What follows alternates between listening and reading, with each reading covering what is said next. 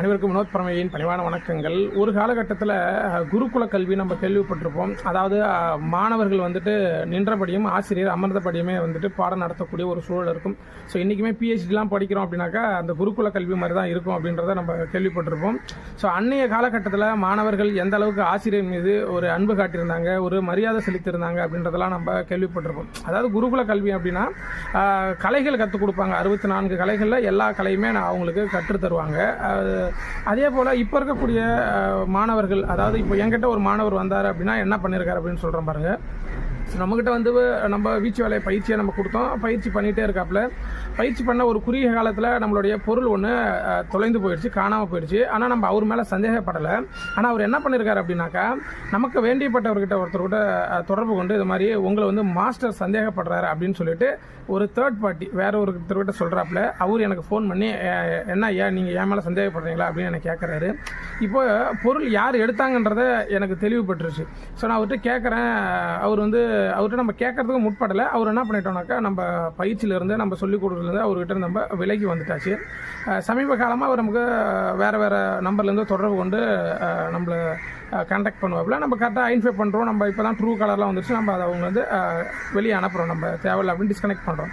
So அவர் என்ன பண்ணியிருக்காரு அப்படின்னா, அவர் மேக் பண்ண ஒரு கேஷ்நெட் ஒரு வலையை வேறு ஒருத்தர்கிட்ட கொடுத்து ஃபோன் பண்ணுறாரு. நான் வந்து வேறு ஊரில் இருந்து நான் வந்து ரிப்பேருக்கு வலை கொடுக்க போகிறேன், என் வலையை வந்து பழுது நீக்கி தரணும் அப்படின்னு சொல்கிறாப்புல.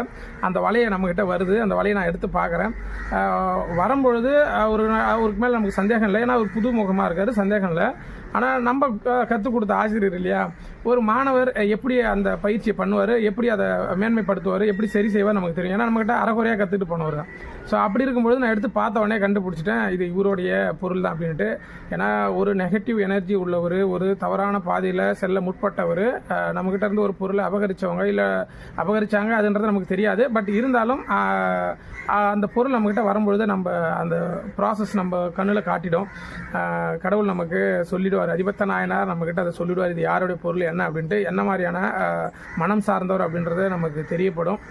அது எல்லாருக்குமே தெரியும். நீங்கள் எக்ஸ்பீரியன்ஸ் ஆக நீங்கள் மேஜிக்லாம் கிடையாது, நீங்களே உங்களை உணரக்கூடிய ஒரு சூழல் ஏற்படும். ஸோ அது மாதிரி தான் நான் ஏற்பட்டு அந்த பொருளை நான் என்னுடைய வீட்டுக்கு வெளியே, வாசலுக்கு வெளியே வச்சுட்டேன். அந்த பொருளை நான் வந்து சரி செய்ய போகிறது கிடையாது, அவர்கிட்ட கொடுத்து அனுப்ப போகிறேன். ஸோ நான் வாழ்க்கையில் எத்தனையோ வலைகள் வந்து நான் மேக் பண்ணியிருக்கேன், ஆனால் ரிப்பேர் பண்ணியிருக்கேன், சர்வீஸ் பண்ணியிருக்கேன். ஆனால் இந்த பொருள் மட்டும் நான் பண்ணாதது காரணம் என்னன்னு புரியும்னு நினைக்கிறேன். ஸோ இந்த மாதிரி இருக்கக்கூடிய மாணவர்கள்லாம் இன்றைய காலகட்டத்துக்கு நீங்கள் வீட்டுக்குள்ளேயே நம்பிக்கையாக ஆள்களை உள்ளறதுக்கு தயக்கம் காட்டுங்க. தயவுசெய்து யாரையும் உள்ள அனுமதிக்கிறதுக்கு வாய்ப்பாக அனுமதிக்காதீங்க. ஸோ அனுமதிக்காமல் இருந்தீங்கன்னா உங்களுடைய வாழ்க்கை மேன்மை பெறும். வாழ்க யோகம்.